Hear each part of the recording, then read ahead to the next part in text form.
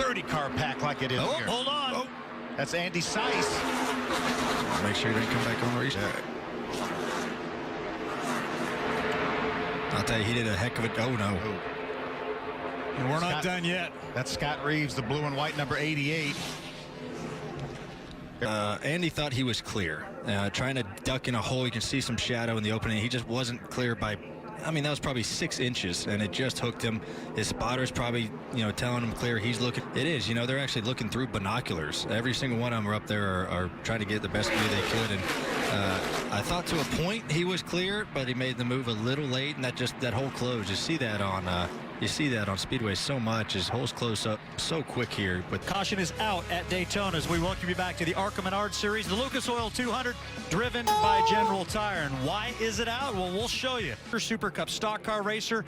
Middle of your screen, smoke come out of the back. Not a crew chief, not a car chief. That's not good. That is an engine failure is what that is. But we do have some pit stops here. None of the drivers way up front came down pit road, but we do. Brett Holmes is leading the group down pit road in the 20. Last year a lot with the older style, as we have them blown up again.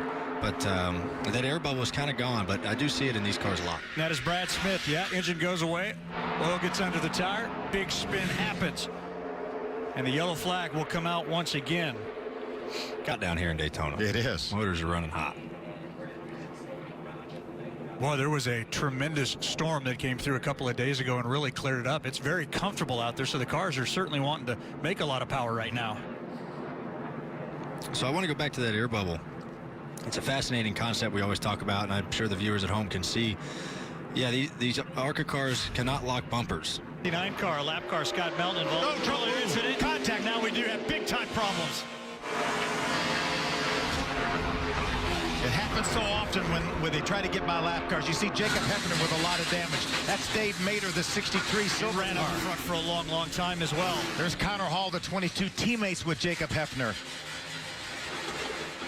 They go by that lap car, and they try to get back in line so fast, sometimes they don't give that lap car enough room. Well, there's one car, I believe it's Riley Herbst, that just somehow avoids all of this.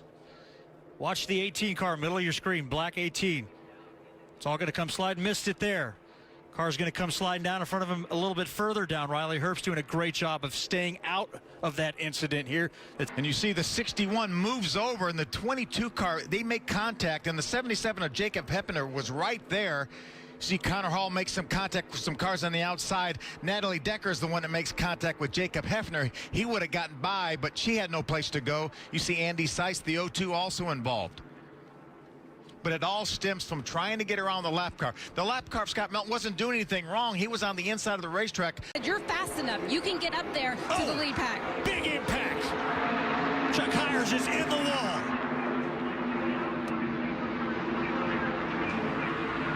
They were single file on the inside of the racetrack. Tremendous amount of damage to Chuck Hires' car.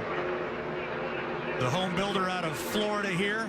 Not together, and then he kind of moved to the inside, and so she made contact with the right rear corner of that car. These cars, these bumpers don't line up exactly. No. And I think that contact turned him dead right. There's going to be another view. You see that initial bump moved him to the inside, and then when he tried to correct it, that put Haley on his right rear side of his bumper.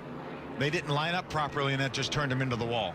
Cars behind doing a good job of avoiding the incident means it's only a one corner of his car exposed, and I think there was more contact with the right rear corner, which turned him directly into the outside wall. It's one of Andy Hillenberg's cars, former champion of the sport that now fields many, many cars, driver development program.